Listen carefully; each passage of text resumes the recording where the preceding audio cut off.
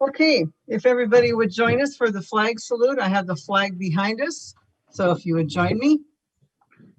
I pledge allegiance to the flag of the United States of America. and to the United States of America, to the republic for which it For which it stands, stands, one one nation, nation, under God, indivisible, indivisible, with liberty liberty and justice for all.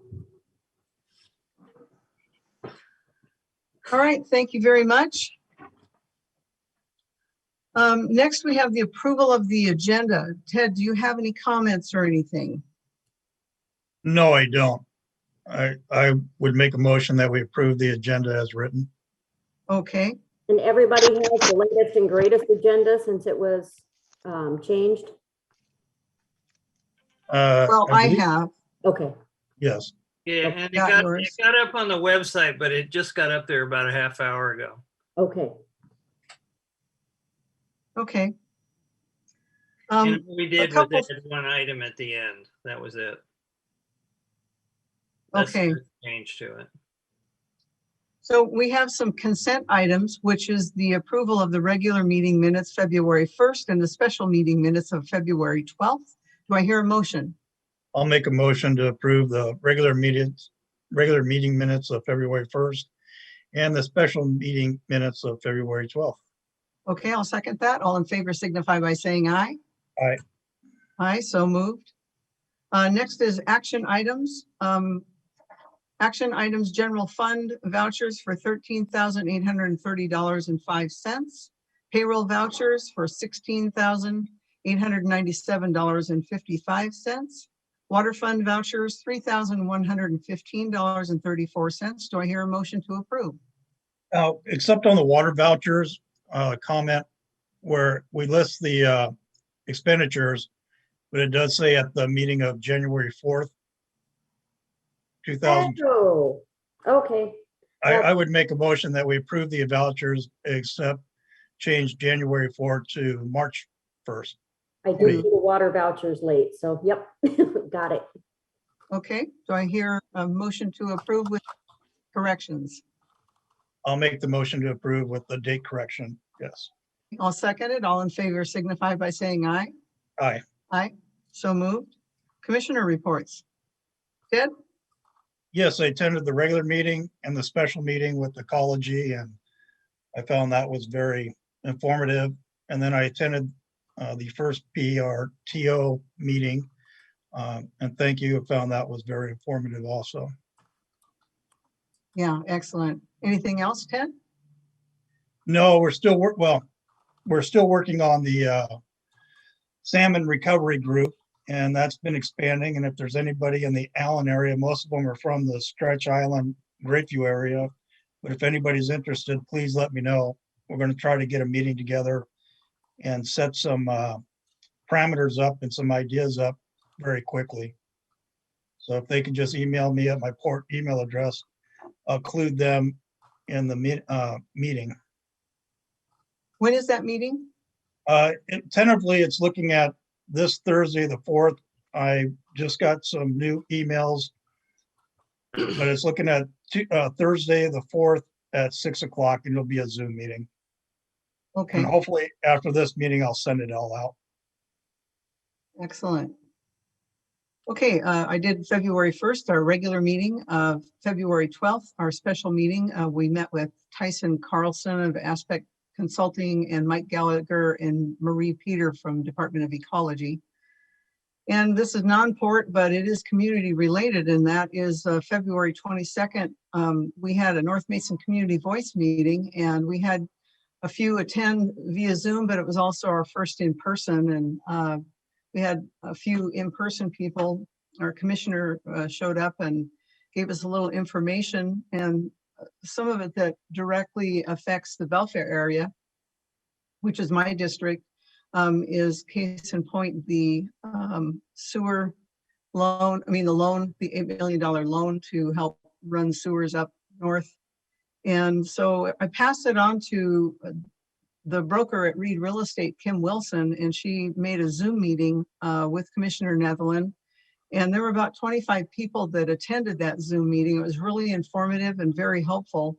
And thanks to Diedrich on Mason Web TV, he did record that. So if anybody's interested, you can look up Belfair Issues Prompt Zoom Meeting if you want to look that up. It's also the vacation of the road, Roybode Road as well, was another issue.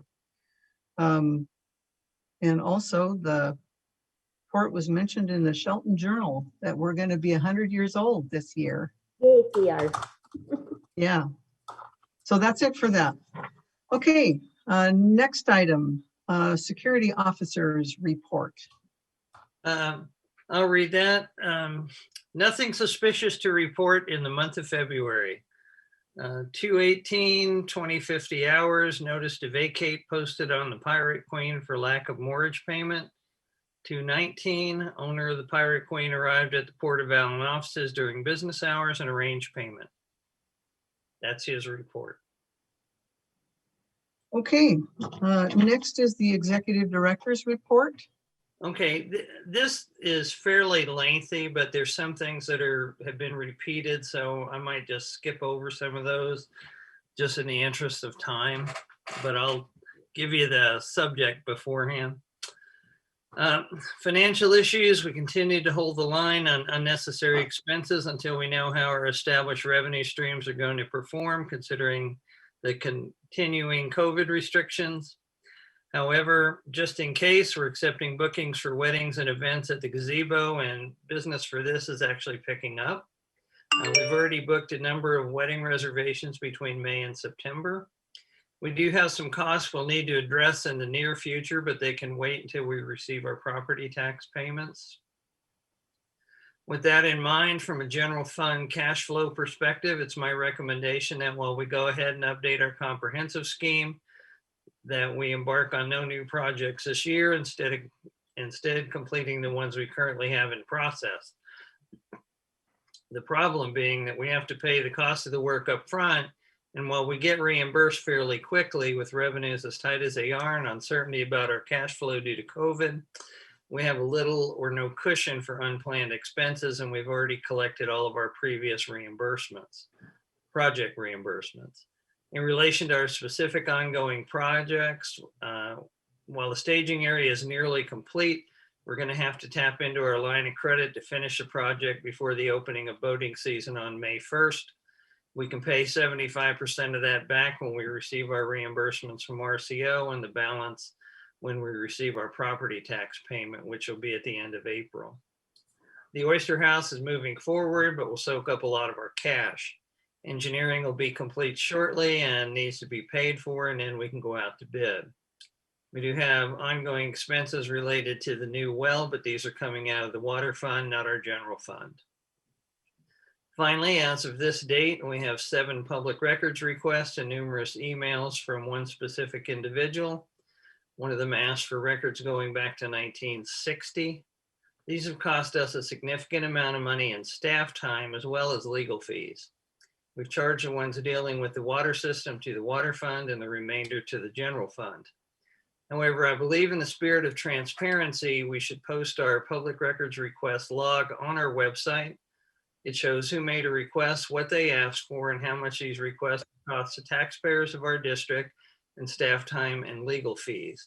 I would like your feedback on that.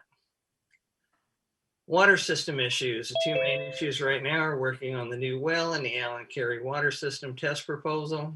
As reported last month, we're working with both Aspect Consulting, Northwest Water, planning for the new well. We've decided the best location is going to be up by the tank. We already own the land. There's nothing interfering within a 100-foot radius, so we're moving forward on that site. In spite of having an extension until March 2025, I believe we need to move as quickly as we can on this while our system is generating revenue, excuse me, and connection fees to pay for it. The new well will allow us to move forward with being able to service additional connections once we reach our currently allotted maximum. Jeff Carey has refused to sign the draft agreement for the test without major changes. I forwarded to you his response to me about it on February 17th, along with my response back, which Joe Brogan reviewed and agreed was appropriate. There's been no movement since. Just prior to that, we received a number of detailed public records requests from Brad Carey related to the water system, some of which appear to be looking for ways to attack our legal position as the primary water purveyor for the UGA and/or force our hand on the test proposal. The main issue he continues to erroneously raise is our legal authority to even be in the water business. As confirmed by our attorneys, the WPPA's attorney, and the Department of Ecology, we're on solid legal ground and his claim is meritless. However, having to repeatedly deal with this has caused us to have to work with counsel and our water system consultants and have cost us unnecessary money in both staff time and professional fees. As mentioned above, one of the requests asked for records dating all the way back to 1960. Excuse me. What is at stake and why it appears Mr. Carey wants us out of the water business is approximately $500,000 in upcoming connection fees within the next year or so. A portion of it for property the Carey family owns and, according to Jeff's statements at our January 8th meeting, intend to develop. That's in addition to the ongoing monthly revenue stream from those new connections. The taxpayers of our district paid for our system and they have a right to expect a return on their investment. In spite of Mr. Carey's belief, the law is solidly on our side here. For a long-term system management standpoint, Commissioner Jackson's idea of us acquiring the Carey system and the Washington Water and just having one water company operating in the UGA makes the most sense. If Jeff Carey doesn't want to come to the table and negotiate a consolidation plan as he previously agreed to and again agreed to consider at our January 8th special meeting, we still do have the option of eminent domain, although that should be the absolute last resort. It's my recommendation that we take no further action on the test proposal until all these public records requests have been fulfilled and Jeff has signed the testing agreement. Also recommend we take no further action on consolidation until all the legal issues have been settled, as well as questions we have about the Allyn Carey water system, its water right application, the overlapping service areas, and the other issues have all been answered to our satisfaction by the Department of Ecology, Department of Health, the Squaxin Tribe, and the county. We'll also be filing a number of public records requests of our own, and they will help us make the best decisions on how to proceed once we have the responses. New commissioner search. We had advertised this 3 consecutive weeks in the Journal as required, and the application has been on our website for well over a month now. I put it on our Facebook page, shared it on my personal page as well, and asked a number of friends to do the same, which several of them did. I've also sent press releases to all the local media. As of today at noon, we had no applicants and absolutely no contact from anyone other than 2 people I spoke with earlier in the month, both of whom told me they wouldn't be applying. That's why I called both of you today to ask about resetting the interview meeting date. With that in mind, I extended the date for the submissions to April 1st. We submitted the updated legal notice to the Journal for another 3 consecutive weeks beginning March 11th and changed the dates on the website and in the application packet. Right after I talked to both of you telling you I was going to extend the date and ask about your availability for an April 19th meeting to interview applicants, I also received a phone call from another fellow who's interested. Then around 2 p.m., we received an application packet from Jeff Carey. I advised Jeff via email and copied both of you on it that I had extended the date and that if he were selected, he would be required to recuse himself from any and all matters concerning the water system. Wanted to be sure he was well aware of that in advance. At any rate, I added the change in dates to the agenda for confirmation, and it was what we changed on the agenda. Marina Repairs. The last section of the finger pier on the dock is in some need of some repairs. What we discovered when we went down there to check on an issue a visiting boater reported to us is that all the brackets holding the 2 sections of the floats together have rusted almost completely away. Don will be replacing all of that hardware as soon as we can get it, and the water is calm enough for him to work on it. EDC representative. With Commissioner Cooper leaving the port, we need to appoint a new representative to the Mason County EDC. Well, I would like to do this and have a lot of experience in this area, having chaired the Kitsap EDC and serving on its board for 9 years, can only be an elected official according to the EDC's bylaws. So do either of you want to do this, or would you rather wait until the new commissioner's appointed? have a call into Karen to find out exactly what the process is for this, but I haven't heard back from her. Website issues. It's time for our website to undergo a bit of a refresh, some new pictures, perhaps some new features like a webcam. In the interest of public transparency, we're also going to post all of our meeting documents at the same time I send them to you. I'll send them to the webmaster as part of that email, so he has them. We're also going to post our public records request log on the website. This is an evolving trend that other public agencies are embracing as well. New logo for the Marina. We have a new logo for the Marina, which we've christened as the dock at Allyn. Copies in your packet. Greg Piper of Wet Apple Media did the logo, and Wet Apple donated the work. HBA permit. Commissioner Jackson had asked me to secure this permit so we can work in and over the water. Allison Cook from Department of Fish and Wildlife toured our facilities and sent me the information to move this forward. While filling out the permit forms online, it asked me to supply some additional documents, which I wasn't sure we had. Excuse me. When I was hired here, the information I inherited from the director who served between myself and Bonnie Knight was just a mess. There was no filing system for anything, no rhyme or reason to where things were located on the computer or where paper documents were located. One of the things I did early on was to sort out all this by project, scan the paper documents, and put everything in separate folders by year of creation. In looking through the Oyster House documents to upload the final the final SEPA checklist, it asked for to obtain this permit. I found another HPA permit that Bill Ray had applied for and been issued. Would have expired today. In talking to Bill about this, he told me it was only for 3 years, but he extended it to the balance of the 5-year period. However, it doesn't cover our Hood Canal facilities, so I went ahead and applied for the new one to cover both. Policy updates. Early last year, I told you I'd be looking at our policies and procedures and updating them where it was appropriate. This month's update is a return of our mobile device policy with the revisions you all requested last month. Excuse me. It is resolution number 419 on the agenda. Update to fee structures. It seems to be time that we revisit our fee structure for the marina, launches, gazebo, and other items before summer. This is on your agenda for discussion. I've been gathering information from other similar facilities and will bring you a proposed updated fee schedule next month, along with a resolution to adopt them. But I would appreciate knowing if in advance if you're willing to consider this before I undertake all that work. Outreach. When I was hired, one of the directives I was given was to find ways to increase public visibility at the port. At the city of Port, excuse me, I gotta take a drink here.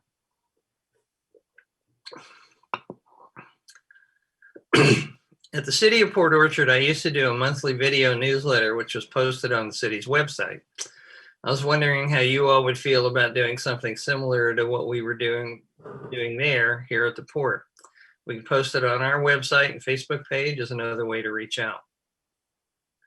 Security camera issues. Commissioner Jackson connected us to a vendor that may have the answer to our problem, at least for the park and marina here. We have a meeting set for March 17th. Marina reservation service. Last year, we did a trial with a new online reservation service called Docwa. At the end of the trial, they wanted us to sign up for the entire year. However, the monthly cost didn't pencil over 12 months. But between about April and September, it was really productive. They came back to us with a reduced rate last month that'll work, so we agreed. We received 2 inquiries from them last week, one of which was here this past weekend. Redistricting, as reported earlier, when the census results become available, we have 8 months to draw new commissioner district boundaries consistent with census information. Our deadline for completing this process is January 15th, 2022. We have since been informed that the results won't be available in May as originally planned, but in October. So I have asked if this change in the date, that we have to have the redistricting completed by, has changed. Has it been extended a like period of time? But there's no definitive answer at this point. Nobody knows. As you know, this will require engaging consultants in public hearings, and previously reached out to other Mason County ports, see if they were interested in hiring one consultant, but nobody's really made a commitment to that. However, the Port of Kingston has recommended a consultant to all the members of the Kitsap All Ports Association. So since we are members, if we end up being on our own about this, I'll reach out to him, get some ideas of cost. It was also suggested at the last regular meeting that we change to at-large commissioner districts. I looked into this, and there's a very lengthy and somewhat expensive process that can only be citizen-driven and funded required for that to happen. The board does not have the legal authority to make this change. That said, I would strongly recommend against this, as it's very possible to have some districts overrepresented and others with no representation. I know in the city of Port Orchard, when I served there, 4 of the 7 council members, plus myself, all lived within 3 blocks of each other. And another council member was 5 blocks away from them. This includes the current mayor and 1 council member who almost 11 years later still live across the street from each other. Meanwhile, McCormick Woods, which had the largest population in the city, had no council members living there at the time. With the port having only 3 commissioners, an area like Lakeland Village or Beards and Lynch Cove could potentially end up with 2 of them and dominate the board, focusing all the port's energy in their area. Commissioner districts are a much fairer way to govern. Port Centennial, September 10th, will be 100 years old. We want to have some kind of public open house, and we'll be getting that organized. I'm looking forward to having some kind of commemorative plaque or monument made. Salmon hatchery issue, I think Ted covered that earlier. Surplus issues, nothing's changed since last month. Old business, Oyster House, nothing much to report as we're waiting on the Army Corps permit so we can take out the launch ramp when the fish window opens later this year. Coincidentally, I had a surprise out of the blue phone call from Derek Kilmer asking if there was anything he could do to help us. So I told him that about the permit problems, and it's not just us. As I reported last month at the Kitsap All Ports meeting, every port in Kitsap is having a problem getting the Army Corps permit. So he said he'd look into it. Meanwhile, Bill Ray says he expects it to be permitted before the fish window opens, but he's not exactly sure when. I'm trying to work this so we can put the job out to bid, be ready to take out the launch ramp and start construction on the day the fish window opens. Sweetwater Park, nothing new to report here. Until the legislature finalizes the budget, we aren't going to know if the grant's funded or not. As directed at the last meeting, I called Nick Allyn at the Department of Ecology a couple of times in reference to the suggestion we re-entered Sweetwater Park property into the voluntary cleanup program.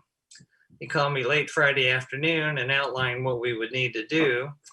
At this point, all the expense would be on us, but he wasn't sure exactly what needed to be physically done to do that, if we were to do that.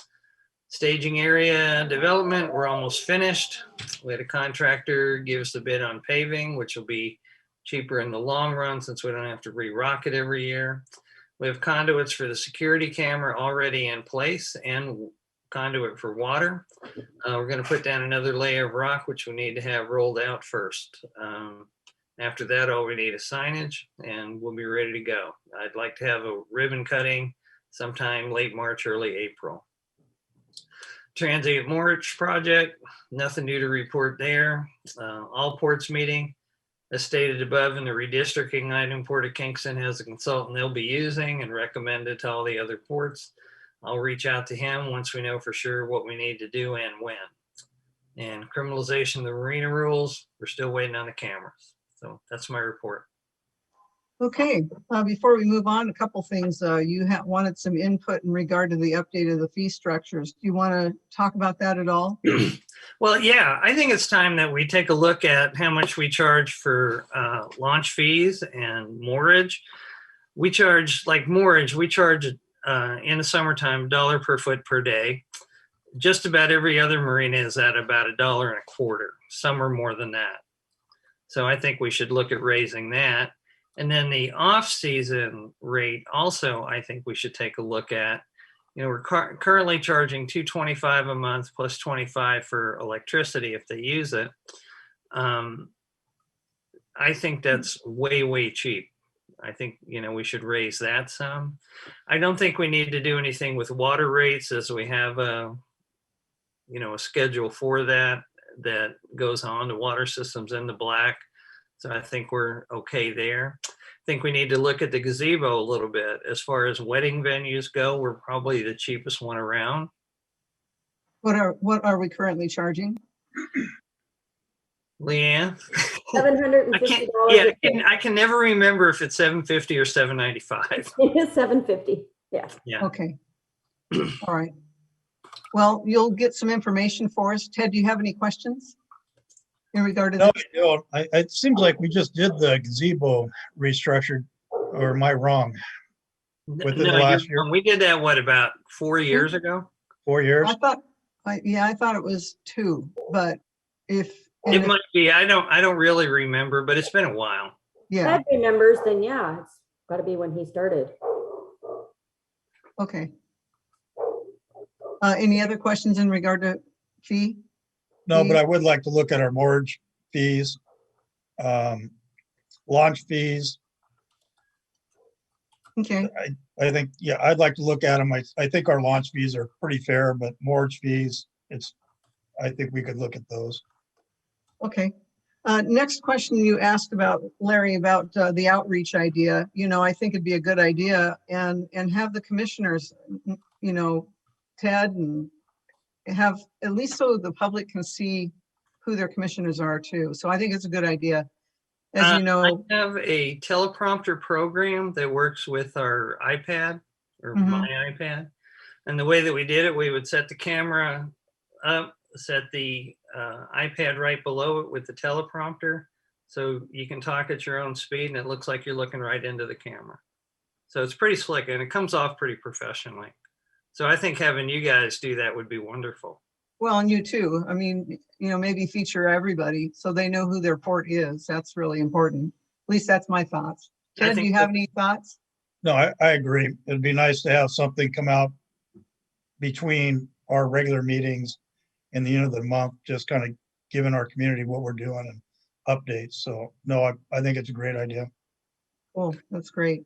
Okay, Well- now we had the EDC representative question. Do you want it to be either of you or do you want to wait for the new commissioner? Well, I'm getting to that one because I'm kind of going in the line of your of what your report was.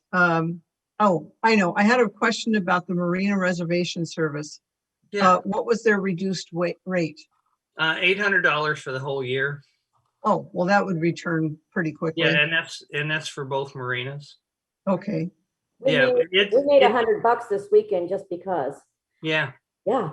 The EDC, I'm interested.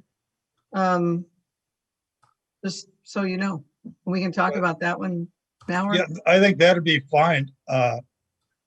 Judy, I'm on the PRTO and I think that'd be fine. I don't have any qualms about that. Okay. Okay, so you want to do it, Judy? Yeah, I think so. Okay, all right. I'll find out what the process is. I think I just have to send a letter to Karen, but I don't know.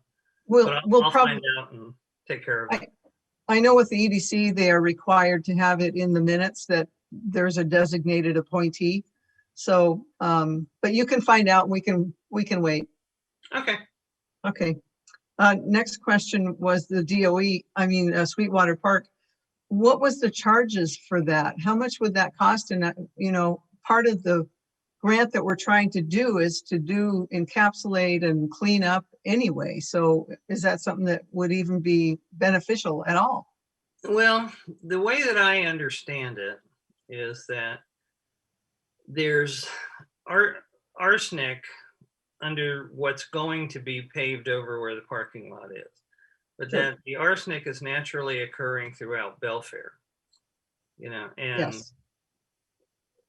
you know, I asked him about that and he was like, well, I don't really know, you know, whatever you want to do. I mean, he was real non-committal about the whole thing. And he said it's still on their list because we can't get I forget what it's called, a no action letter, because of something that happened years and years ago. And I, to be honest, don't remember what it was or wasn't that did or didn't happen. But it just needs that no action letter to close the file on this, but we can't get it for whatever reason. But the arsenic issue is where the parking lot is going to be paved over, and that's the only place on the site, from my understanding. Yeah, well, that was my understanding, that if it's going to get paved, then it's technically encapsulated. If there's any problem with that. Yeah. I mean, he didn't seem real enthusiastic about us doing this. He said, yeah, you can do it, but the cost of doing it is on you. And I said, well, what do we physically have to do to, prevent any kind of problems? And he said, I don't have any idea. Oh, okay. All right. Is there any way we get something from writing from him? Yeah, I'll call him again and ask. Okay, because when I look at the voluntary cleanup program, I don't know if voluntary there's a cost unless we have dump fees and anything associated with removing that material. But yeah, I'd like to see if DOE is basically being nonchalant. I'd like to see something in writing from them, or they can outline the voluntary cleanup program for us. I'll reach out to him again and ask him to send me a letter. Okay. Okay. New business now. Anything else, Ted? You have anything else you want to talk about, Ted, before we go to new business? No, I don't. On the redistrict, well, excuse me, I do. On the redistricting, it seems like it's getting, not only with the ports being redistricted, but everything else. I just can't see how they're going to hold everybody that timeline of January 22nd. I think they're going to have to expand that timeline, but it'd be nice to do whatever we're going to do, have it in place so we're ready to go. My feeling is that the census is going to get pushed back again before that's released. So, but whatever we can do to get things moving, so when it's our time to get this stuff done, we're ready to go. Well, that's what I'd like to do too. And, that's why I was trying to get the other ports to cooperate with one consultant, because I think it would be quicker, cheaper, and easier for everybody.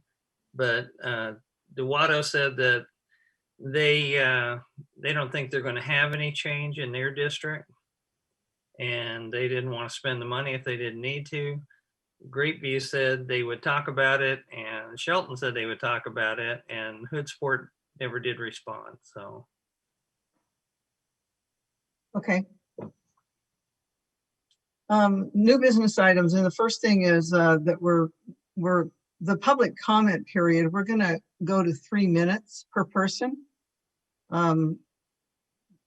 beginning this time, and we can have public comment after our business items, and we have 5 items to talk about for the new business, and so. I'd like to discuss that. Sure.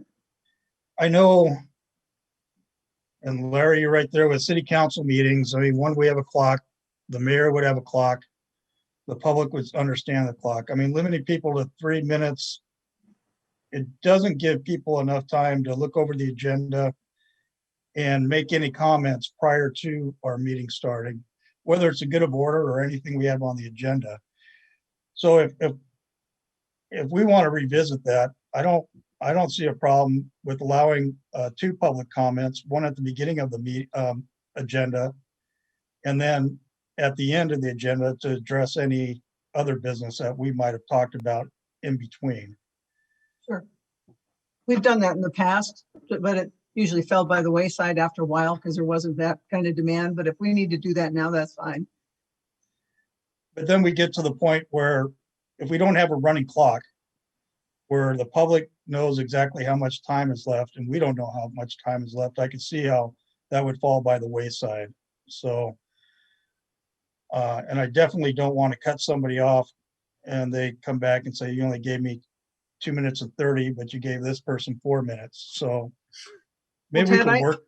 I work have a on that. timer, and as chair, then I can just raise my hand, say 3 minutes are up, and then they can finish and,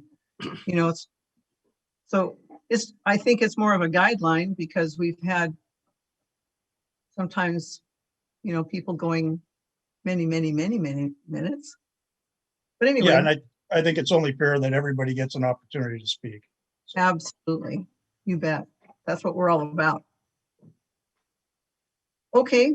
Well, how about if we at least try this the 3 minutes? I mean, I've got a timer on my phone. Everybody's got a timer on their phone if they want, and I can have it ready to go. And then if they go over, I'll let them know at 3 minutes. And it's just a interest of time. So anyway, we'll do that at the end for public comment. So can I ask a question? Sure. In future meetings, do you want to put a public comment section at the beginning of the meeting, like right after, Yeah, I think we can. Okay. Yep. Keep it short, like anything else, but if there's issues that they want to talk about, sure. Okay. I'm good with that. If Ted's good with that. I am. I saw it work very well in the last city I worked at. And Yeah, I installed that at City of Port Orchard when I was there too, because they just had, like we have now, and I put that in, one at the beginning, one at the end. Great. Okay, our next one is the discussion of the updated mobile device policy. And I've looked at the policy. There's been a few changes. Did everybody, is that online and did everybody get a copy? It's online, and I sent a copy to Mr. Van Buskirk today, who requested a copy of it. Mm-hmm. But the main changes are what you said last time about taking the last section of it completely out that goes on about how the port owns all the electronic communication because it had already been decided in court. That was taken out. And then what I added was no communication between commissioners using third-party messaging services like Facebook and TikTok and WhatsApp and Kik and Telegram and all those. So, we want to be specific about no communication, period, the end. And then it was requested that I add that I not talk to constituents of the port by text message either, and I put that in there. Okay. Ted, did you have any comment in regard to that? I see your hand, Ken. I just want to let you know. Ted, did you have any comment about any of it? The comment I have is just small. It's just the way I used to write policies. I really didn't like going out and describing each application, especially when it comes to social media. It's just because tomorrow there's going to be, I know you put etc., but tomorrow there's going to be another one out there, and we're small enough, but I don't want to get in the position, well, you didn't list Paul or by name. So does that exclude me from using that? So I think if you were to just put any social media applications with messaging functions, that suffices. And Okay. but that's just a small, that's just me. So I know what you are saying and what you're doing, but I don't know. Maybe that's just me working with cops for the last 30 years. Do you want me to rework it again and bring it back next month? Can't we Are say you we asking? change? It's a Both of you. it's a small. I'm sorry, Judy, go ahead. This hadn't been updated since September of 2016, something like that. I'd like to kind of get on with it, but I see that Ken still has some comment about it, and we can listen to that too. But I think it covers everything. I think it is pretty detailed. We don't want it so detailed, but I think it covers everything, and I would like to vote on it. I will listen to what Ken has to say. So Larry, I usually don't do this, but course, we can, we probably better take some comment on it because resolution 419 is in regard to this. So Ken, what would you, okay, Ken, your comment, please. Yes, thank you. I think it's important when you're discussing policy issues to allow the public to comment before you make a decision. That's why I thought it'd be good to have public comment at the beginning of the period as well. I sent both of you commissioners an email earlier today. Did you get it? I did. Okay. I was a little taken back by Mr. Coppola a couple weeks, or I don't know when it was. He told me that the only reason that the device or policy was being revisited was due to the fact that I had suggested it. But in any case, I'm glad he incorporated most of my suggestions, and I have some more, just slight amendments. And it's my opinion that the port doesn't have to buy cell phones for the port commissioners. Your personal devices are subject to OPMA and public records request as well. So it really makes no sense to have a separate cell phone. Regarding the text messaging portion of the policy, I appreciate that the executive director has now been included. He's the focal, he or she are the focal point of the port. And their text messages should also be highly discouraged, just like with the port commissioner. The term unsolicited should be removed from both the commissioners and the executive director statements. To just leave unsolicited, that means that you might be soliciting text messages, both the commissioner and the executive director, and that's not appropriate. Other than that, the policy looks good. So thank you for the opportunity. You're welcome. A quick comment there. Unsolicited meant for someone contacting one of the commissioners or myself without us contacting them. That's what that meant. So, I just wanted to clarify that. Yeah, I understood that. In regard to Doesn't really matter. It doesn't need to be in there, in my opinion. Thank you. Any other comment in regard to the policy of the mobile devices out there? Please raise your hand if there is any. Okay, seeing none. Ted, do you want to continue on with this, or do you want to do the changes that have been suggested and table this until next month?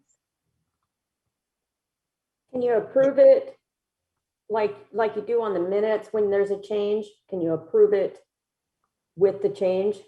We can, but Any yeah, I think media? with a resolution, is that a little more solid? I should say, shouldn't the document be more solid with a resolution?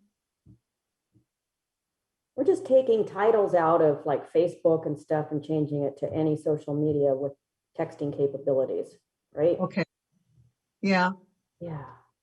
And I understood in regard to the unsolicited, I understood that it was towards the port. Anything, Ted, that you would like to add or subtract, or is? Well, I understand it. I understand the unsolicited text messages like you and Larry does, but I can see how it reads. It can read both ways. On that sentence, I would just put commissioners are highly discouraged from using text messages to communicate with constituents, period. And then remove the unsolicited. I understand what Ken's saying, but I also understand it both ways, so. You want to proceed or just wait until they rewrite the document? Well, I wouldn't mind proceeding. I do see the value of us having our own cell phones, our port issued, I shouldn't say our port issued cell phones. That, I mean, all business should be conducted on those and through our emails. I know there's an expense there, but you know, if we get into digging into my personal cell phone, there's a prosecuting attorney in Pierce County that went through it. You start going through everything, and I mean, it shouldn't work that way. But It we makes should it have our really own hard on court me too. business. I'm sorry, what's that? I said it makes it really hard on me too, because then I have twice as much to. Well, and it also looks like a commissioner is using their personal cell phone, receiving text messages especially. And whether it's fault of their own or no fault of theirs, and they don't provide information, it looks bad. But at least with the port cell phones, it needs to be there until it's deemed not in the public's best interest. So if we were to take out, if we were to just put a period at the end of highly discouraged from using text messaging to communicate with constituents, period, I'm fine. And like I said, the TikTok, Snapchat, I'm fine with also leaving that in there. That's not a huge no for me, but if we can change those things, I'm more than happy to approve it tonight. Okay, well, with those changes, did you guys get those changes okay? Leanne, can you get those documented? Yep. Then would you like to, okay, then when it comes to the resolution 419, then we'll accept that one then, or put that on the table. I have to say too about having our own cell phones. We do have our own cell phones, Ken, and I'll tell you what, you know, I have real estate, I have rentals. It would be laborious, and I find that it has been really helpful for me, at least to keep that separate. It's a lot easier. If, you know, if they have to have my cell phone, okay, fine, but oh my gosh, it would be a lot of work. So with The that other being part said, of that too, for the Open Public Meetings Act, is they can request your personal device, but if you sign an affidavit and say there's no port business on my personal device, that's all you have to do. As you recall, we had a commissioner that had a public records request for her personal computer, and that was what she did. And you know, that was all legal. okay, so we can go to resolution 419. That one I don't have in front of me. I have it Ted? in front. Yes, I have it. I could read it. Yes, would you please? Port of Allyn, Washington, Resolution 419, be it resolved by the Commissioners of the Port of Allyn as follows. Whereas the Board of Commissioners of the Port of Allyn have met and considered the updating of its mobile device policy. Now therefore be it resolved that the Board of Commissioners, after duly considering all relevant evidence, does hereby resolve to adopt the updated mobile device policy as proposed and presented, with the changes of removing the unsolicited and putting a period at the end of communications. And I believe that was it, wasn't it? I think so. Adopted this first day of March 2021. Okay, do I hear a motion to accept resolution 419? I'll make a motion to accept resolution 419 with the changes that were discussed. and Okay, I'll approved. second. All in favor signify by saying aye. Aye. Aye, so moved. Okay, and discussion on the fee restructuring and updating. You want to continue on with that, Larry, or? No, that's Pretty much- fine. I mean, you pretty much answered my questions. I didn't know we were going to discuss it previously, so I'm fine with it if you are. Yeah, you can get us the information. And you already talked about the change of the dates of the new commissioner applications. Yeah, I'd like to see a motion for that just to be sure that we have all our bases covered. Okay. I move that, you go ahead, Ted. I'll make a motion that we extend the commissioner's application. I believe when Larry called me at 12 o'clock today saying we have not received any applications, we were doing it in good faith. And just be prepared for this meeting, I agreed to extend it to the April 1st date. So I'll make a motion to extend the new commissioner applications to April 1st, 2021. I'll second that. All in favor signify by saying aye. Aye. Aye, so moved. Great. Okay, now we go to public comment. So who is first? And you might try to raise the hand. If there's going to be quite a bit, why don't you go ahead and raise your hand, and then we'll do the 3 minutes. I got a timer, but you know what? You won't get fined. Who's going So- first? Okay, Brad, Okay. you're started. With regard to your mobile policy, real quick on that one, since we just left off with that one, what I recommend you guys do is revisit that and see how it's working after, 3 or 4 months, see if it's working the way you want it to or not. Next question regarding public comment. If I ask a question and you guys provide an answer, is that going to eat into my 3 minutes? Just wait, keep talking, wait. Brad. It's okay.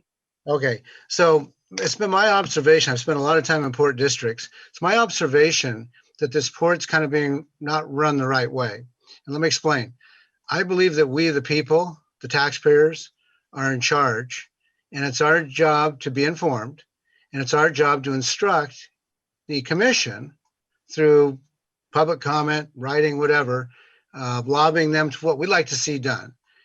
And it's their job then to work with the port director and, the assistant manager, whatever, and anybody else involved to facilitate that.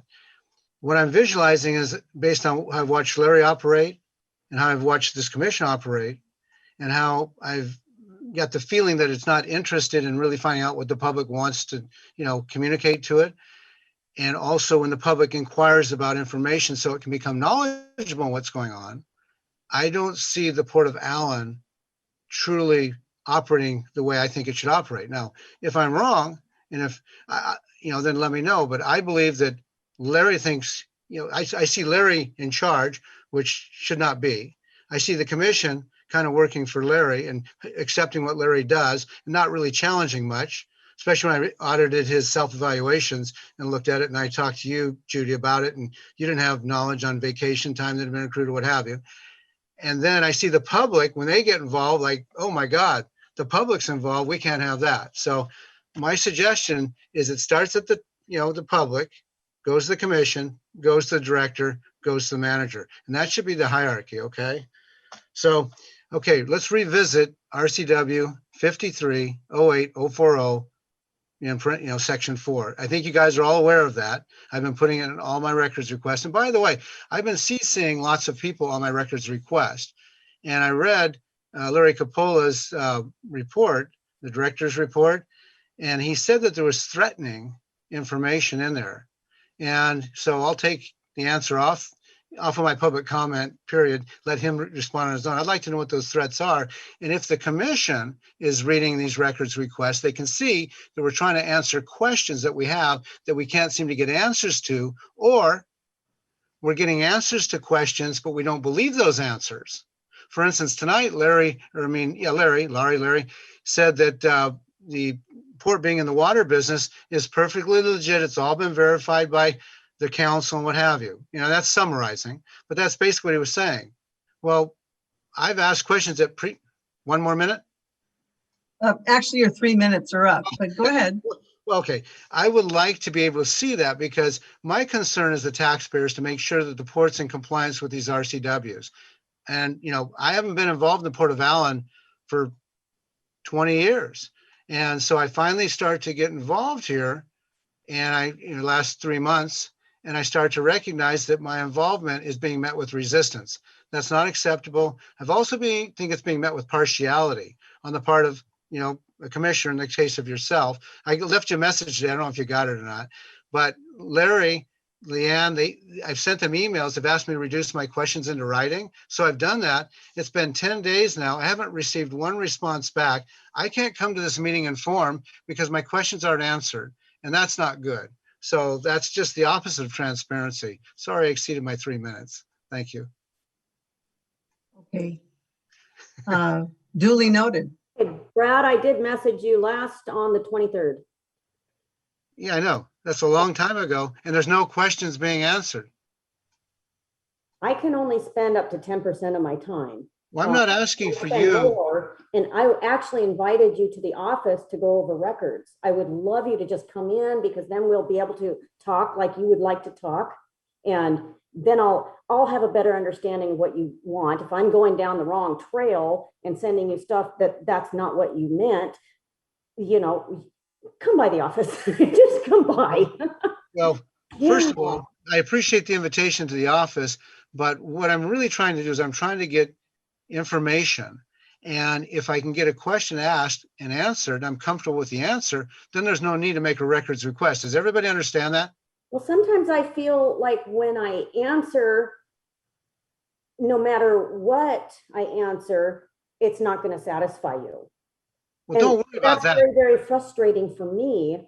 So I think if we were just sitting down with the records, whatever, you know, and talking more, like you said, I think it would go a lot better, a lot more smooth, because then I would go, oh, that's what he means. Yeah, we're not trying to go ahead and have the port spend lots of time providing records for records requests. And the only reason we mentioned 1960 on that one with respect to the capital is because Bonnie Knight had mentioned that the port had been in the business since the 1960s. But we also clarified on that records request that you start with the most recent accounting of the expense, both capital and expenditures first, as well as the revenue coming in, and not to go back. In other words, we don't, as a former records officer, you know, if a records request is overburdensome, then it's, you know, I mean, you know, that's not fair, and we're not trying to do that with the port. And I think everybody understands that if they read the question. Yeah, we're actually helping in our records request. We try to provide, okay, this is the question I need an answer to. And so I think these are the records I need. I mean, I could ask for an index of your files so I could more target my records I'm looking for. I don't know if you have an index of your files or the resolution to opt out, but nonetheless, I've made it clear that we're not going to be suing the port. So there shouldn't be any money being spent with legal on records requests, at least with mine. And so what I'm trying to find out the information. It's a lot easier if we can ask a question and get an answer. And if we're satisfied with that answer, great. If we're not, then we're satisfied. That's how I feel. I feel like you're never satisfied no matter what. I try to help you out, like with those letters. So I do have a file that says a letter of consent, but I do have letters of support and right, that's a lot different than letters of consent. But nonetheless, on some of your responses, I said satisfied, and I think you even said great job. Yeah, we've got some. Yeah. Right, from me, right? Two open, I think. Yeah. No, but I've actually said this is great. Thanks for doing it. This is satisfied. Consider it closed. And I think I even complimented you for asking us if we feel it's satisfied, and you turned that around and said sure. And that makes me as a requester feel, because what happens is, we're spending our our time. Time is valuable. So we're spending time to get involved, and we want to know that we're appreciated by the organization that we're paying, because it's. And I just want to make you happy. well, let me put it this way. Yeah. I don't care whether the answer is a good answer or a bad answer. I just want it to be an accurate answer. And if I don't feel it's accurate, then I have to ask for the records that would support the answer I got to the question. And oftentimes you're not going to have the answer as the manager, the director might, or some of these questions would be better, answered by the commission itself. Some of them we won't have the answer, and we have to go find the answer through the records themselves. And hopefully these records requests that I'm making are going to help you find the answers to some of those questions that maybe, Ted Jackson at the last meeting said, how did we get here, didn't he? So hopefully some of these records requests we're making will provide answers to that. Now, I heard that the port was going to be making some public records requests, I think of some state agencies, right? Well, you guys are probably looking for answers. And so you can't get the answers you need by asking those agencies. So you're going to make public records with this. So anyway, thanks for giving me extra time, folks. I appreciate it. And I'm happy to answer any questions that the commission might have of me. And Leanne, I'm not blaming you. I'm complimenting. I appreciate you being there. Yeah, sure. Okay, Brad, you had 9 minutes. You had 9 minutes. That'll cover the next. That means other people have 9 minutes. Okay, next.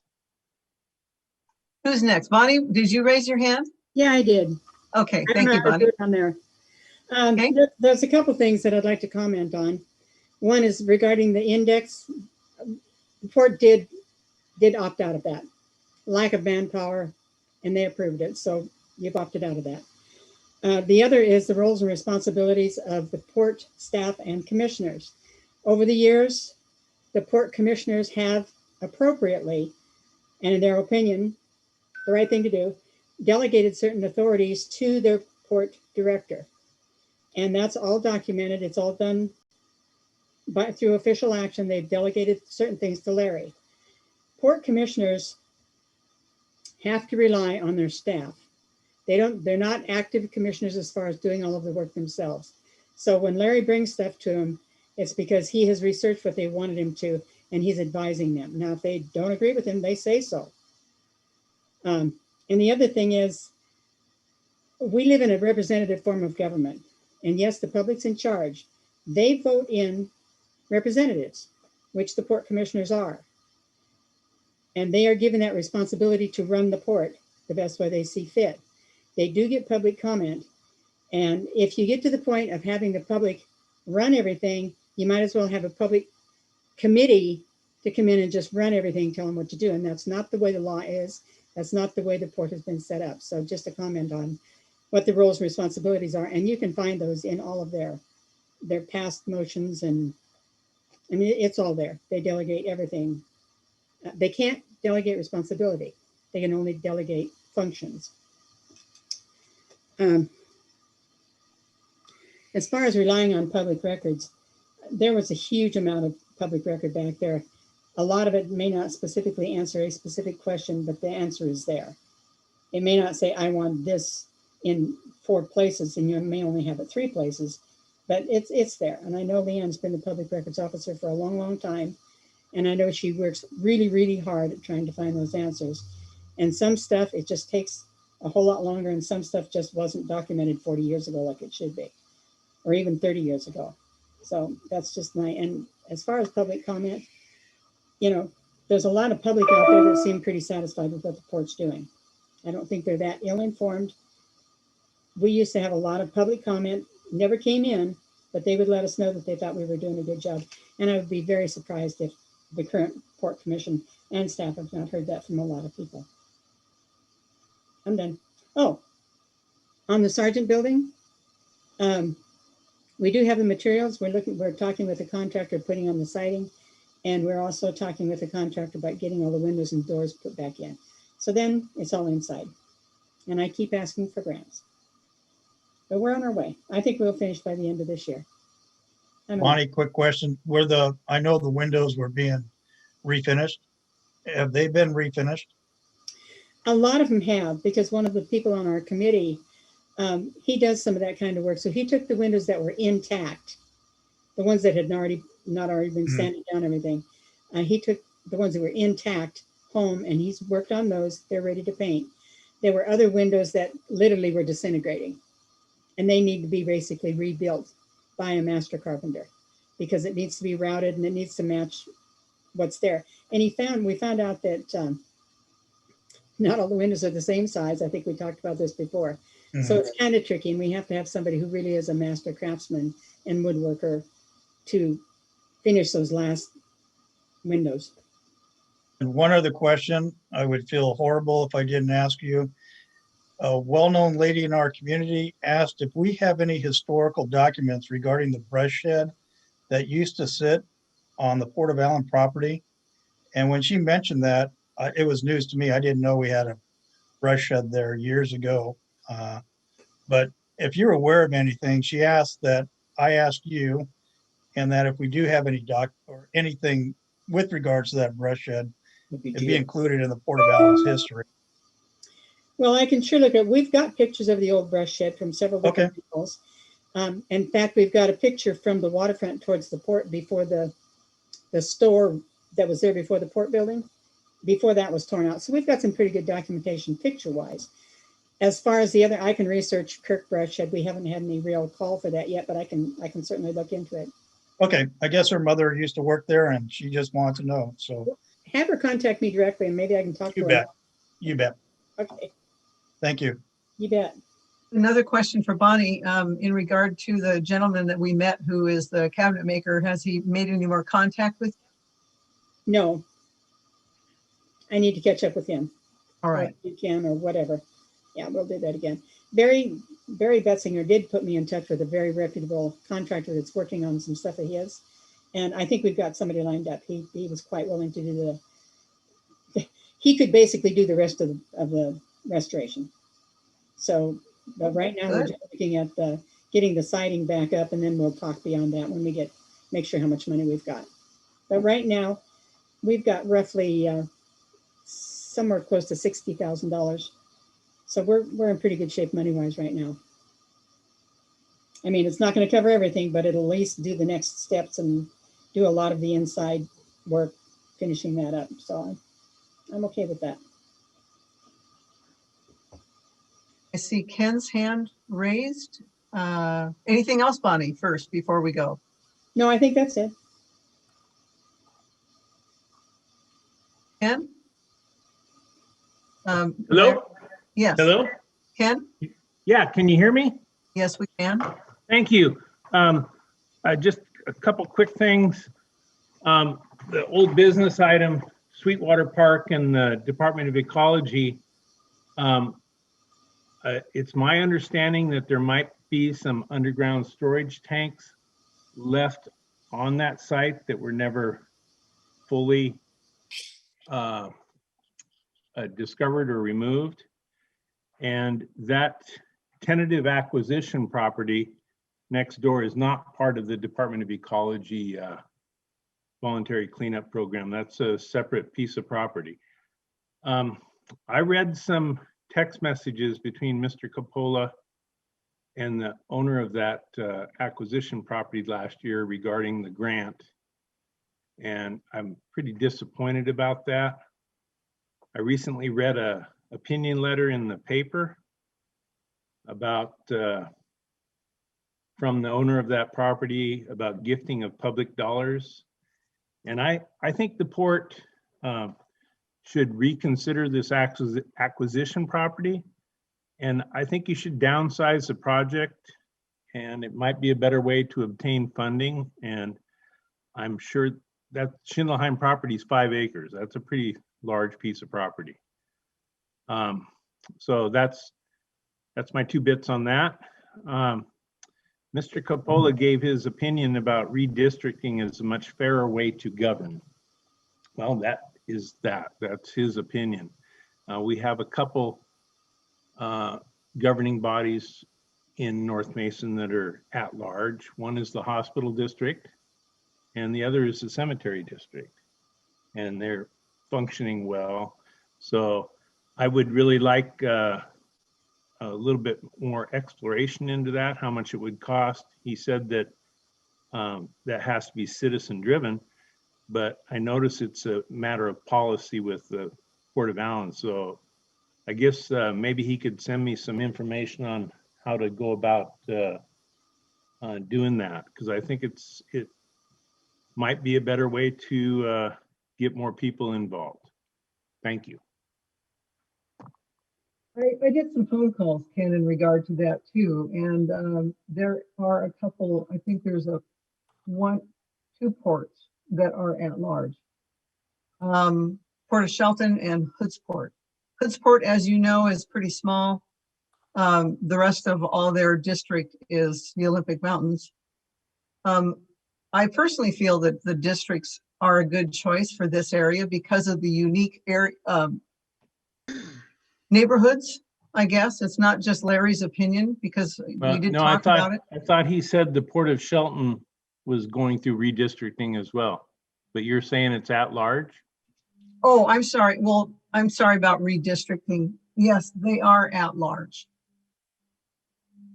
Well, no, it was Mr. Coppola that said that they were going to be redistricting. So can I explain that?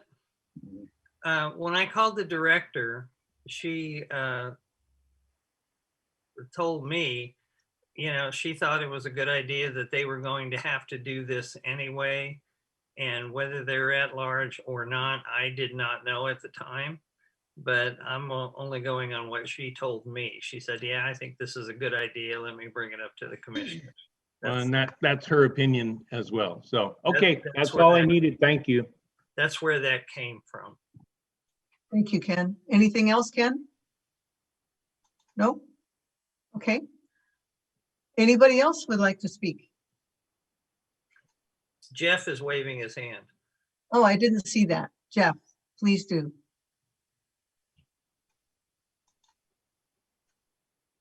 He's muted. Need to unmute it. He doesn't have. Let's see, can I unmute him? He must not have yourself. There we go. There. Anyway, just two couple things. One, when I was looking up the 2020 comprehensive harbor improvements plan, it was hard to find on the port's website. I only found it finally by using the search function in one of your search bars, but I could never find a link to it or find it straight away. I had to always search for it, but it didn't show up in any of the normal places where your documents are located. Just, an FYI on that. I did find it, it's out there, but it doesn't come up easily. Another subject on tip cap, which I'm a member of the Transportation Improvement Committee for Mason County. We're beginning the process again of looking at projects for 2022. About 2 years ago, the port sent in a request addressing, I believe, safety along the North Shore Road between basically Belfair and Belfair State Park. I wanted to inquire to see if that was still on the, don't need an answer right now, but want to inquire about whether that's still on the port's radar. And two, to let you know that the through TIPCAP, the Mason County's Public Works has adopted kind of a new program. There's about 50 miles of gravel roads in Mason County. And so we've basically started a process where, because they're never addressed and they're always left by the wayside as projects, we've started a process in the county where we're looking at about a half mile, every year of resurfacing or regrading or something to the effect of straightening them out. And these are county roads that are in county right of ways. They're not private easements or any of that kind of thing. So if there's, anything that either one of the commissioners or the port has an ideas on in that area, we greatly appreciate it. For 2021, the county's looking at addressing about a little over a mile of gravel roads. So I know in all three commissioner districts, there's a number of county-owned right-of-ways that are gravel roads that just never have been maintained or very rarely maintained. So anyway, just providing that as information. And so any input, either, let me know or contact the TIPCAP committee or Loretta Swanson, the Public Works Director, Mason County. And that's pretty much it. Thank you. Jeff, just a comment in regard to Highway 300.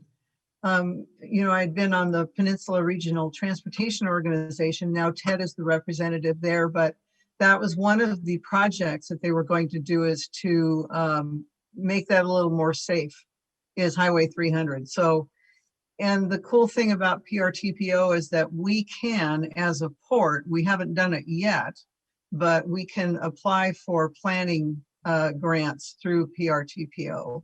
And that was my hope, to do that eventually.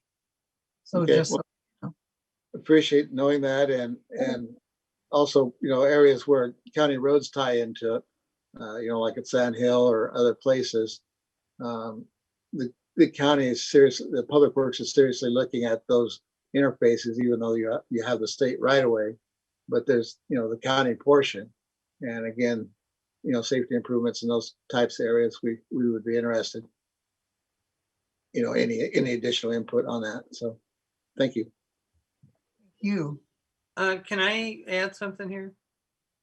Jeff, the comprehensive scheme, it's under agendas and minutes on the main title bar in the website. And if you go in there, there's files for every year from 2015 forward. And it's in the 2020 file. It's the #1 item in there. Okay. 2020 was when we did the plan. I just wasn't looking as an agenda. I was looking for the comp plan. But no problem. I understand. I'm just, Yeah, that's where it was. Yeah, I appreciate it. I found it finally by using your search function, and it Well, I'm found glad it. to know it works. It works. Thank you. We do need to upgrade our web for sure. And then that's one of the things that I was thinking about, you know, there needs to be some places for things like that that are specific, make them easily found. Yeah, and one of the issues is you had submitted those documents, you said Friday, to get to our webmaster, and they didn't get done. So, you know, hence that's why there's been some problems. Yeah, there was some kind of glitch. I don't know, because I sent it to him and he said he never got it. So Anybody else but- wants to but- say anything? I don't see any hands yet. I'll keep looking here. Yeah, the lady down in the corner, Katie Hayes. Oh, She's Katie, waving on screen. great. Thank you, Katie. Can everybody hear me? Am I unmuted? Yes. There. What? I wanted to introduce myself. My name's Katie. I'm a new reporter with the Shelton Mason County Journal, just so you guys knew who was sitting in on the meeting. Definitely been learning a lot during this meeting about the Port of Allyn. I'm still kind of getting to know the area and stuff, so if there are issues that you guys would like to see covered, I'd appreciate it if you'd reach out and email me. Anybody who's had a public comment tonight, it's katie@masoncounty.com. And yeah, look forward to meeting you all. Welcome. Welcome. Thank you. Welcome. Welcome. Katie, if there's anything that you'd like, feel free to call me. If you'd like to come in and sit down with me, I'd be happy to answer any questions you have, give you a tour of our facilities and anything else you might need. Okay, anybody else? I'm looking. I don't see anybody else that wants to speak. Speak now or forever hold your peace. I've always got lots to say, but we used up our 9 minutes. Yeah, I'll give you 1 minute. Okay. Questions. When I call the port, if I want to talk to Larry and get some questions, I mean, I need to do that. In other words, otherwise I got to write them down. I'm not getting the written responses back. So, and the question I was asking will be ones that Larry should be able to answer. So is there a problem doing that? I mean, obviously there's not a problem doing it. I just can't seem to get the answers. Well, keep trying. I mean, call, leave a message. Okay, I will keep trying, but if anybody feels threatened, they need to tell me why they, what it is they're feeling threatened, because we don't always, we try to be as tactful as we can, but at the same time, we also are trying to get to the truth, to the information. And I found that when I get Larry kind of out on the fence a little bit, he tends to be more honest sometimes. It's like when he gets upset, he gets honest. Does that make any sense what I'm saying? Sure. Yes, I do. Okay. And so that's, I mean, he doesn't like it when I ask pointed questions, but when we get in a dialogue, we're able to get to some good information, and that's what I'm after. Okay. Okay, thanks. Your minute's up. Thank you. Thank you. I can speak to that a little bit. I was there during that phone call, and Brad, you were yelling at Larry for 45 minutes. So I got frustrated, and it's good to see you smile now. I feel better. But I don't deal well with that. And then there's also things that you've put out there in emails and stuff that's just incorrect. And so that's why you should just come by. I mean, I can help you with whatever you're looking for, answer questions, that type of stuff. It would just be much easier. But yeah, I didn't deal well with that phone call, because like I said, the letters, for instance, were a perfect example. I'm thinking, oh, well, he wants letters to know there was support for our upgrade. So you're asking for some specific letter. And so I'm trying to just go, no, we have stuff. Yeah, we have lots of information here. We have, so I'm a people pleaser, and it just drives me nuts if I can't find the right answer. I was down in our file safe looking at receipts and ledgers and whatnot from 1970s just today. Just because it was like, wait, no, I have some records down there. Well, So, I totally hear what you're saying. The key is this, is the reason I became involved in the Port of Allyn is because there was the issue of water. And so I don't want to get distracted. I want to stay on the issue of water. And what, as a shareholder, a taxpayer in this district, I want to make sure that the port's allowed to be a water utility, that in fact they are. And if they're not, then I want to know what the exit strategy is for getting out of it. And so that's where I'm coming from.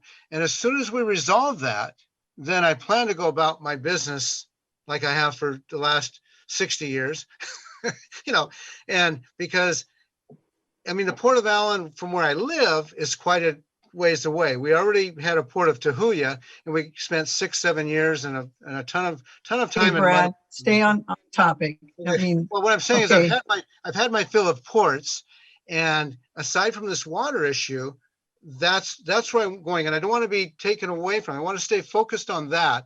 And if the port can provide me with some information that, leaves me feeling comfortable, they have a business to be water. Well, Brad, I don't mean to interrupt here, but Leanne, who is our public records, authority in this, Right. come by then. Please come by. I think that will help. yes. Maybe Because I next don't week. always understand either. Okay, Okay, right. We'll figure it out together. okay. I appreciate that. Katie, can I comment just one short thing? Please. Yes. I know that I provided some information as far as the background on the port, the legality of it. And I know there have been attorneys' opinions over it, and I'm not quite sure what other documentation would be needed. I mean, the RCWs are pretty clear, and the attorneys have said it, and I'm not sure what other documentation. See, I dealt with this for a long time as port director, about 10 years. Give her a 30 second. Maybe she can take care of this. I'll be done. Well, I have timeline binders and stuff like that. That's why. But maybe Bonnie's got the answer, the silver bullet, and I can just go about my business. But the question is, it says the ports need to have consent of the adjacent water district or nearby water districts. It says ports shall not, distribute water. It says shall not unless they have that consent. And absent consent, it seems to me they shouldn't be doing that. So if someone's got a reasonable explanation for that, I'd like to hear it or see it, and then I'm on my way. Well, the point being that they were in the water business way before there was any other water system, and there's nothing in the law that says that they have to get out of the business. And they were in the water business for like 30 years before there was anybody else in the water business here, providing either public or private. I hear what you're saying. Wells. And this question has been asked and answered by attorney generals and by legal counsel. And if you don't accept that answer, then you're probably not ever going to find an answer, but that is the legal answer. Well, let's just get those documents in writing. I mean, the consent issue. They're there. Yeah, the consent issue, I asked for them when they didn't come up with the consent. So, but the key. Brad, excuse me, one There is more no thing. consent required. If you are looking for actual, form letter of consent, I don't know if, Bonnie, maybe you would remember some of those, but I'd have never seen a form letter of it. There has never been a requirement for a consent because there was no other water system. Exactly. And they got into the water business, and they were in the water business long before there was any competing problem. And at that point in time, we did consult attorney generals and legal counsel. And while there was no consent, because it was not required, they were ipso facto in the water business already, long before there was a competing water system that would require consent. Well, And came in after the fact. And so that's already been decided. I totally understand the port putting a well in and having water to serve its facility. I totally get that. It's like a homeowner. And so what I don't understand is when they apply for like 300-acre water rights for the entire Allyn UGA, and when in fact, and that was in 2005, I believe it was. I think it was granted in 2010. And I know my brother put in 2004, a year earlier, for his acreage of water rights. And so what I'm trying to say is you'd think that requirement would at the very least apply to any new application for water rights. That's all I'm saying. And we can debate it till the cows come home. But if it's there, I just need to see it. will be an interpretation of, go ahead. I'm sure there's documentation of the legal opinions, and they said specifically at that time that there was no reason the port should go out of the business, and to expand the existing system was beyond this, approval process. Okay, It I've was got a already recommendation. there. Okay, I got a recommendation, Judy, everybody. Opinions are opinions, and legal opinion is a lot different than legal finding or an administrative ruling. So does the port have any legal findings? Because those are what's important. Always opinions, someone's opinion tends up losing in court and someone wins always. But findings, that's where the attorney does the research and actually provides a legal finding. So if the port has some legal findings that say they have a right to be in the water utility business, hey, I like to see that. So, I've looked for them. I've looked with other port districts. It hasn't, but the fact of the matter is that's where I'm going with it. And, I'm not trying to cause a problem for the port. I'm just saying as a payer, a taxpayer, I don't want, number one, my tax dollars going to subsidize other water utility hookups. And I know for a fact that if the city of Allyn becomes a city, right now. Well, it hasn't yet, but Brad, it's time to quit. Okay. Okay. All right. We'll continue at the next meeting, that comment. Okay. All right. Thank you. Thank you. All right. Thank you, Brad. You're welcome. One final comment. Okay, Bonnie. I like districts. Yes. I like districts. Thank you. They make a lot of sense. I think for this area of districts are appropriate. There are some that wouldn't, like Hoodsport, but I think for Allyn, it's appropriate. I would agree. But again, it has to be citizen driven. That's what we were told. And matter of fact, Port of Shelton even said it was citizen driven. So, and it's costly. So if taxpayers are interested about saving money, then keep it the way it is. Okay, now we have at the end of our meeting here, anything for the good of the order. Thank you for your patience, everybody. Larry? Next Thursday, the 11th of March, I will have been employed by the Port of Allyn for 6 years. Congratulations. I would like to thank you for hiring me. Thank you. Ted, do you have anything for the good of the order? Just to make a quick comment, something that Jeff talked about, the gravel roads, is one thing I brought up with Thera Black was the lack of alternate routes that we have available when there's a collision on our state routes or some of our major roads. And Thera and I had an excellent, probably 45-minute discussion on trying to explore that. So Jeff, I'll reach out to Loretta Swanson and see if her and her crew want to put that on her radar. But that's something that I always found interested, especially after the DuPont train collision. If we didn't have JBLM there, that would have been a mess. But and we got those alternate routes in place just a few months prior. So anyways, that's my good of the public. Thank you. I'd like to encourage everybody in regard to Belfair Sewer, the $8 million loan and also the vacation of Roybo Road. Take a look at that on Web TV, Mason Web TV, and thank you, Diedrich, for getting that recorded. And thank you. Anything else for the good of the order from anyone? I have one last good thing. The Allyn Community Association is working with Lakeland Village to do kind of an Easter thing for the kids right in this area. It's not North Mason wide because we just don't have the funds, but Lakeland Village, and that we're going to do a small thing for the kids in this immediate vicinity. So that's a good thing. Excellent. Thank you. Anybody else? Except Brad. Okay, daylight savings time's next weekend, folks. Get ready. Okay. Do I hear a motion to adjourn? I'll make a motion to adjourn. Okay, second. All in favor? Aye. Aye. Thank you. Thank you so much, everybody. Yeah, Really have a appreciate it. wonderful evening. Thank you.